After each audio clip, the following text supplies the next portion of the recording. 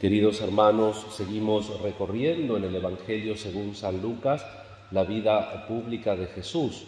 Lo dejamos el domingo pasado en la sinagoga. Ahora vemos las reacciones de la gente que lo conocía, o de oídas o personalmente. No es este el hijo del carpintero, se decían.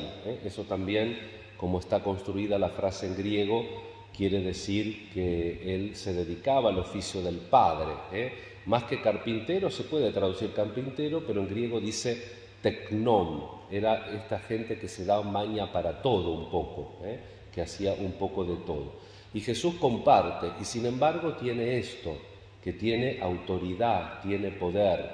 Tiene el poder de su palabra, la autoridad de su palabra, hace lo que dice y básicamente tiene la autoridad del amor, porque la liturgia de hoy, con las palabras que hemos escuchado, la profecía de Jeremías, hemos escuchado Pablo que sigue hablando del cuerpo de Cristo. El otro día decía que era un cuerpo que tenían varios miembros, no todos eran apóstoles, no todos profetas, no todos eran manos, no todos son pies, y hoy habla precisamente de los dones, de los carismas a los que tenemos que aspirar. En todos habla de la profecía, y Jesús también hace profecía con sus signos. Es más, dice que si uno se acostumbra, si uno cree que conoce todo, se cierra a la profecía. Ustedes me dirán: médico, cúrate a ti mismo. Nadie es profeta en su tierra, dice Jesús. ¿Por qué? Porque no estamos dispuestos a ver más allá. Y aparte es exigente la revelación, porque tenemos que ver a Jesús encarnado. Jesús no se presenta habitualmente en lo maravilloso. No sé si estamos acostumbrados a reflexionar al respecto, pero nosotros los cristianos, espero que cada uno de ustedes, también los que a veces ven esta homilía por YouTube y la escuchan tal vez no hoy, en otro día, nos preguntamos: ¿qué es lo central de nuestra fe? ¿El milagro? ¿O lo central de nuestra fe es la comunión con Dios? ¿Escucharon cómo termina Pablo la perícopa de hoy? Existen tres cosas: fe, esperanza y caridad, y la más grande es la caridad. ¿Por qué? Porque esa es la que no se acaba. Nosotros tenemos que construir el amor de Dios, la relación verdadera de amor. Por eso Dios no es tacaño con los milagros, pero la fe y la religión no consisten en los milagros. Es decir, que yo creo porque Dios me hace milagros. Yo creo porque Dios se me manifiesta, porque hago un esfuerzo de tener relación con Él. Y eso es lo que le pasa a Jesús. Le dice a los judíos de su pueblo, de su ciudad, le dice esto, que Dios se manifiesta mucho más allá de lo que ellos pueden pensar. Dios se manifiesta a todos, todos sin distinción están llamados a entrar en relación con Él. Y le pone dos ejemplos del Antiguo Testamento con los grandes profetas Elías y Eliseo. Y entonces dice: en la época de Elías había muchas viudas en Israel, y el profeta, sin embargo, fue enviado a una viuda del país de Tiro y Sidón, de Sarepta, de Sidón, que eran pueblos paganos. Los judíos no podían entrar a esos pueblos sin quedar contaminados. Y Dios le hace el milagro a la viuda de Sarepta. Y dice: en época de Eliseo, más adelante, había muchos leprosos en Israel. Y sin embargo, ¿qué hace el profeta Eliseo? ¿A quién cura? A Naamán, que era sirio. Está bien que lo manda el rey, pero cura a un sirio, no cura a un hebreo. Entonces dice Jesús: tienen que abrir la cabeza. Dios no ata su gracia a un pueblo, a una ciudad, a una religión. Que en el culto de no sé dónde hacen más milagros que en la Iglesia Católica. Pero están haciendo milagros para otra cosa. No es que un culto es verdadero porque tiene muchos milagros, porque Dios hace en el Antiguo Testamento milagros afuera del pueblo de Israel. Pero los milagros, como dice San Juan en su teología, son signos y prodigios. Los 10 leprosos que cura Jesús, los cura. No dice el evangelista que a los 9 desagradecidos que no volvieron les quitó la curación. No, se fueron con un milagrito, se llevaron un premio, una chapa, como decíamos cuando éramos chicos, íbamos al almacén y te regalaban un caramelo, un puñado de caramelo como la chapa. Y nosotros cristianos, ¿cómo vivimos esta experiencia de fe? Somos el que vuelve a agradecer, y fíjense que en el Evangelio el que vuelve a agradecer era samaritano, que era enemigo, no solo que no era judío, sino que era enemigo de los judíos.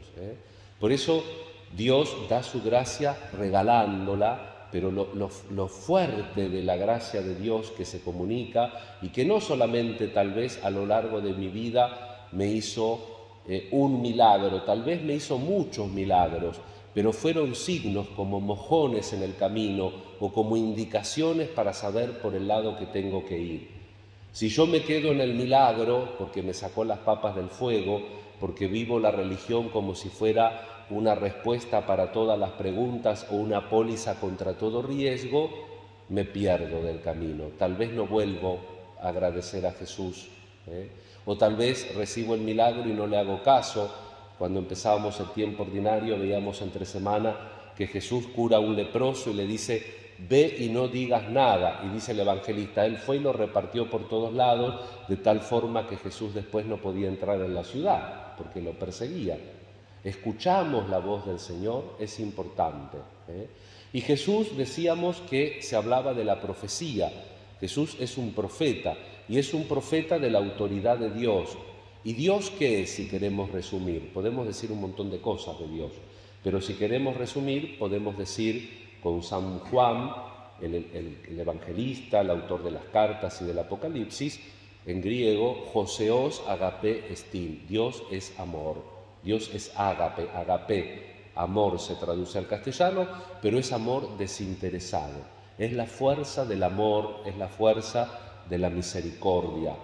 En la lista de Schindler, uno de los personajes, ¿se acuerdan de esa famosa película? Ahora que hace poquitos días meditábamos en el Holocausto judío, esa película dice: lo sorprendente es que el poder más grande no se manifiesta cuando alguien mata a otro, sino que el poder más grande se manifiesta cuando el ofendido perdona.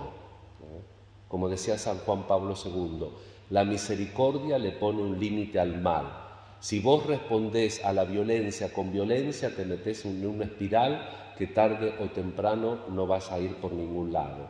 La misericordia le pone el límite al mal. Cristo en la cruz para ese espiral de violencia, asumiendo en sí mismo los sufrimientos de todos los tiempos para poder después redimirnos y darnos el camino correcto. Es solo el amor. Por eso también en este Evangelio Jesús es profeta de la mansedumbre. Cuando todos quieren empujarlo, lo quieren tirar de lo alto de la ciudad, ¿qué hace Jesús? ¿Agarra un palo y se defiende? No, tranquilamente, mansamente pasa por el medio de ellos. Y por eso San Pablo muestra la fuerza del amor, un amor que no quiere engañar, que no quiere ser cómplice del que me quiere engañar, pero un amor que sabe comprender. Por eso dice Pablo que el amor es paciente, es misericordioso, no tiene envidia, no se manda la parte, el amor cree todo, espera todo, y esto es así porque siempre da la nueva oportunidad. Y cuando me ofenden, tal vez injustamente, sé reponerme de eso, sé dar una oportunidad, nunca siendo cómplice con el que hace el mal, pero siempre ayudando, abriendo una nueva puerta y dando la posibilidad. El apóstol, después de explicarnos que en la iglesia cada uno tiene su carisma, parece que en la comunidad, en la primitiva comunidad de Corinto, se peleaban a ver quién mandaba. Vieron que siempre en las tribus hay muchos caciques, poco indio, pero mucho cacique. Entonces parece que se peleaban. Y Pablo dice, ser obispo, que es el que conduce a la comunidad, es un carisma importante, dice. Está bien ser obispo. ¿Está mal aspirar a ser obispo? Dice Pablo. No es. Hoy es una locura aspirar a ser obispo, pero en aquel momento dice Pablo que no. Pero dice, sin embargo les voy a mostrar otro camino, y comienza la lectura de hoy. Emulamini carismata meliora, dice la Vulgata. Emulamini, imiten, busquen los carismas mejores, aspiren a los dones más perfectos. Y ahora les voy a mostrar el camino. El camino es el amor, es la entrega. Si yo hablara todas las lenguas, si yo diera todos mis bienes a los pobres, si yo me dejo quemar, si diera mi carne a las llamas, pero no tengo amor, no soy nada. Si uno no tiene el amor, que es la oblación, el agapé, Dios es amor, por eso el que vive en el amor es profeta de Dios. Cuando uno vive en el auténtico amor. ¿Escucharon la oración primera de la misa, la colecta? Vieron que después del Gloria el sacerdote hace oremos. Ahí ustedes pueden poner las intenciones que tienen en su corazón y el sacerdote colecta, la oración colecta, junta esas intenciones y la presenta con la liturgia del día. La liturgia de este cuarto domingo del tiempo ordinario o del tiempo durante el año nos pide, o le pide a Dios, mejor dicho, amar a todos con amor verdadero. El amor verdadero no es de una película de amor o de las novelas. El amor verdadero es el amor que ama con la voluntad, no que ama con el sentimiento. El sentimiento pasa, son un complejo físico-químico, psicológico, pero cuando nosotros aprendemos a relacionarnos con el otro, construimos una relación real. Y ese es el amor al cual Pablo se refiere. Aspiren, emulamen y carisma también y ora. Los mejores carismas es el amor, porque el amor le da el alma a la acción. Yo puedo hacer una obra de caridad para que digan, uy, qué bueno que es el Padre Alejandro, y entonces a mí no me sirve de nada. Por supuesto que al que le hago, si le hago algo importante, si le doy 10 pesos no estoy ayudando nada, pero si hago una obra de caridad importante y a la persona le ayuda, es una obra objetiva buena, pero a mí no me sirve de nada, porque no la hago por amor, la hago para mí, para que diga, uy, mira qué bueno este. Y lo mismo, dice Pablo, aunque llegara al martirio, aunque me deje matar por el otro, si no lo hago por auténtico amor, no soy nada. El verdadero amor es el oblativo. Por eso, y con esto termino, los cristianos no somos masoquistas. Por eso lo tenemos que decir. ¿Por qué? Porque lo vemos, acá lo tenemos a Cristo crucificado en nuestro altar. Está crucificado, pero está resucitado. ¿Ven? Está vestido, está resucitado. Pero cuando el Cristo está crucificado, nosotros no estamos haciendo un monumento al dolor, porque Cristo históricamente murió en la cruz, derramó hasta la última gota de su sangre por amor a nosotros y por amor al Padre, se ofrendó. Pero si Jesús hubiera muerto durmiendo la siesta, también nos habría salvado, porque nos salva el amor que llegó hasta el fin, dice el Evangelio. Cristo nos amó hasta el extremo de entregarse totalmente. Lo que nos salva es el amor de Jesús que se derrama totalmente hacia el Padre y hacia la humanidad. Y eso es lo que nos salva a nosotros. Cuando salimos por la fuerza del amor y de la entrega de nosotros mismos, eso nos salva. Vamos a pedir en esta Eucaristía entender el amor que Dios nos tiene y tratar de imitarlo. Vamos a pedir a Jesús con María, con Santa Inés, le vamos a pedir la gracia de entender esta palabra y nosotros también reconocer la profecía de Jesús que me amó, como dice San Pablo, y se entregó por mí. Y yo tengo que aprender a amar a Dios y al prójimo con un amor de donación. Pedimos también en esta Eucaristía por todas nuestras necesidades, por nuestras intenciones y por aquellos que nos han pedido oración. Que así sea.